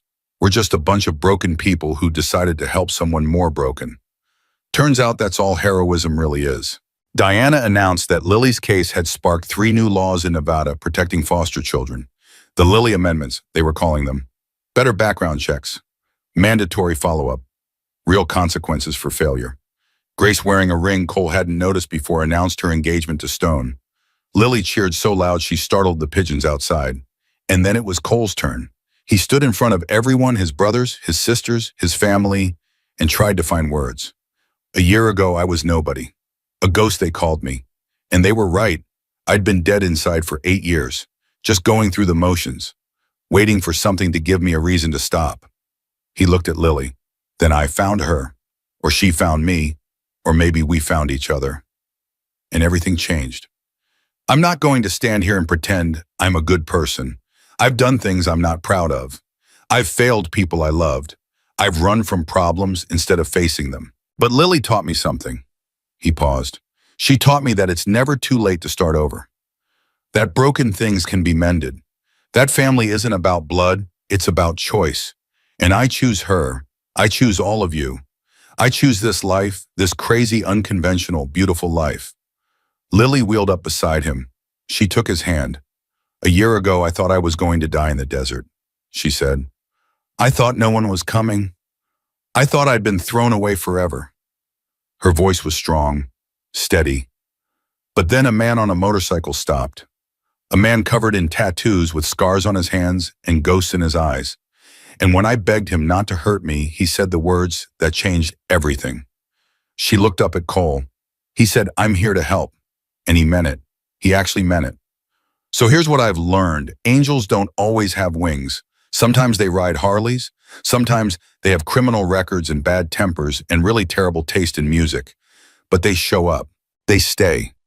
They fight for you when nobody else will. She squeezed Cole's hand. My dad is my angel. And I don't care how weird that sounds, because it's true. He saved my life. He gave me a family. He taught me that the world isn't only darkness. There's light too. You just have to be brave enough to look for it. The room erupted, cheering, crying, hugging. The Hell's Angles, 37 of the toughest men in Nevada, wiped their eyes without shame. Later, when the party wound down and the guests drifted home, Cole and Lily sat on the porch of their small house. Their house. Their home. Dad. Yeah. Do you think Mom can see this? My mom, I mean. And Sophie? Cole looked up at the stars. I think so. What do you think they'd say? I think your mom would say thank you for taking care of her girl. And I think Sophie would say, she'd say she's proud of me for finally learning how to live again. That's nice? Yeah. Lily leaned against his shoulder. I love you, Dad. I love you too, sweetheart. More than you'll ever know. They sat in comfortable silence, father and daughter, watching the desert night stretch endlessly around them. Somewhere out there, the Texaco station stood empty, but a lilac bush was taking root. Somewhere out there, a grave in Texas held a little girl whose memory no longer meant only grief. Somewhere out there, Vernon Dawson sat in a cell surrounded by concrete and regret paying for every sin. But here on this porch, in this moment, there was only peace. Cole Hartley had spent 8 years as a ghost, haunted by failure, paralyzed by guilt, waiting to die because he'd forgotten how to live. Then he found a girl in the desert, a girl who couldn't walk but could run circles around his broken heart, a girl who taught him that saving someone else was the only way to save yourself. He wasn't a ghost anymore. He was a father. He was home. And for the first time in 8 years, Cole Hartley closed his eyes without fear. Because tomorrow would come, and Lily would need pancakes, and Grace would call with wedding plans, and the club would have some new crisis to navigate. Life would continue, beautiful and messy and imperfect, and absolutely worth living. The desert wind whispered through the night. Somewhere a motorcycle engine rumbled. The stars wheeled overhead, indifferent to the small dramas of the humans below. But in one small house on the edge of Ridgeback, Nevada, a broken man and a brave girl slept soundly. Their story wasn't a fairy tale. It was better. It was real. It was family. And family, the chosen kind, the fought-for kind, the kind that rises from ashes and refuses to fall, was forever. Cole Hartley found his daughter on a dirt road behind an abandoned gas station.